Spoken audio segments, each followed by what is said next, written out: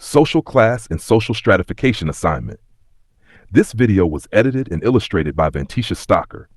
This presentation examines social class through the fictional story of Brian, illustrating how education, occupation, income, criminal history, and access to opportunities can influence a person's position within society and shape their life outcomes.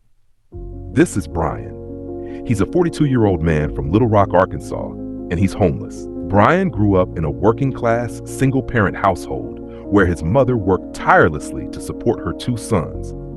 During the week, she worked as a cashier, and on weekends, she picked up shifts as a certified nursing assistant just to make ends meet. Although she provided a loving home, money was always tight, and attending college after high school was never a realistic option for Brian. This was Brian and his girlfriend, Mia, during their senior year of high school. Not long after, Brian and Mia discovered they were expecting a baby. Feeling overwhelmed by the pressure of becoming a father and desperate to provide, Brian made a life-changing decision. He chose to make fast money the wrong way. He participated in an armed robbery at a local convenience store.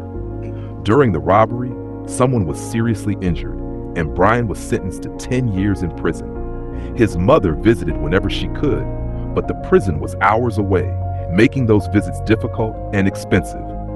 To pass the time, Brian spent countless hours exercising in the prison yard. When his son was around 5 years old, Mia brought him to visit. Brian was overjoyed to see them, but he also knew he was missing the years that mattered most. At 28 years old, Brian was released into a society that had moved on without him. The neighborhood he once knew had changed. His old friends were scattered. Mia had married another man, and his son had grown up seeing that man as his father. Determined to rebuild his life, Brian worked whatever jobs he could find. He washed dishes, cleaned schools, and took on temporary work just to keep a roof over his head. These jobs required little formal education, offered low wages, and provided few opportunities for advancement. Every time things seemed to improve, another setback followed. Eviction notices became all too familiar. His mother repeatedly offered him a place to stay, but Brian refused. He believed that a man should be able to provide for himself, even when accepting help might have been the wiser choice. With a violent felony on his record, finding stable employment that paid a livable wage became increasingly difficult. As inflation drove up the cost of living and rent continued to rise, Brian eventually lost his apartment and became homeless. Each evening, he raced to local homeless shelters, hoping there would still be an available bed by the time he arrived. If he was lucky, he'd sleep indoors. If not, the sidewalk became his bed for the night. To survive, Brian began panhandling. Most people walked past him without making eye contact, as if he simply didn't exist. On a good day, he might receive enough generosity from strangers to collect between $10 and $20. It was usually enough for a cheap meal and a pack of cigarettes. On Sundays, he relied on local soup kitchens, sharing meals with others facing the same hardships. Some days, he spent a few dollars on lottery tickets, hoping luck might succeed where opportunity had failed.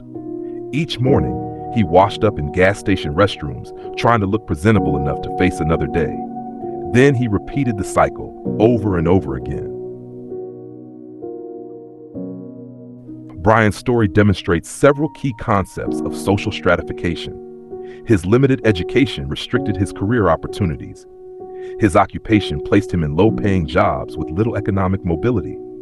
His criminal record created additional barriers to stable employment, while rising housing costs and a lack of social support made it even harder to recover financially. Together, these factors pushed Brian from the working class into poverty and eventually homelessness. Although Brian is a fictional character, his story reflects real social issues that affect many people in the United States. It shows how education, occupation, social class, and life circumstances can shape an individual's opportunities, influence, and overall quality of life.